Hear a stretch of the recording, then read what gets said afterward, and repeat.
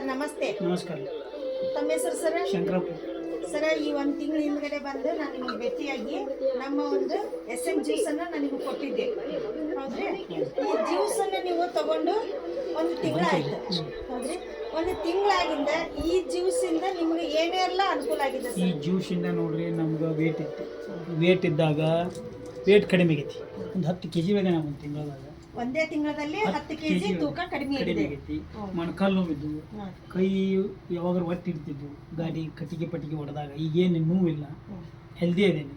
ಎಲ್ಲರೂ ತಗೋಬೋದು. ಜ್ಯೂಸ್ ಒಳ್ಳೆ ಜ್ಯೂಸ್ ಐತಿ, ಒಳ್ಳೆ ಜ್ಯೂಸ್. ಇದು ಮೆರಾಕಲ್ ರಿಸಲ್ಟ್ ಬಂದಿದ್ರೆ ಸರ್. ಇಷ್ಟು ಒಂದು ತಿಂಗಳದೊಳಗೆ ನೀವೇನಾದರೂ ಹೊರಗಡೆ ದವಾಖಾನಿಗೆ ಅಂತ ಹೋಗಿದ್ರೆ ನಿಮಗೆ ರಿಸಲ್ಟ್ ಬರ್ತಿತ್ತ ಸರ್? ಬರ್ತಿದ್ದೆ. ನೀವು ಸಾಕಷ್ಟು ಕಡೆ ತೋರಿಸಿರಿ, ಹೌದ್ರಿ? ನೋಡ್ರಿ, ಈ ಜ್ಯೂಸಿಗೆ ನೀವು ಏನಂತ ಹೇಳ್ತೀರಿ ಸರ್? ಒಳ್ಳೆ ಜ್ಯೂಸ್, ಎಲ್ಲರೂ ತಗೋಬೋದು.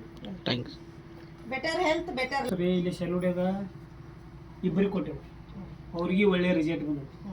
ಆ ನಂತರ ಹನುಮಸಾಗರಕ್ಕೆ ಕಳ್ಸೇನಿ. ಹನುಮಸಾಗರದಾಗೂ ಒಳ್ಳೆ ರಿಸಲ್ಟ್ ಬಂದೈತಿ. ಇನ್ನೂ ಬೇಕಂತಾರ ಅವರು.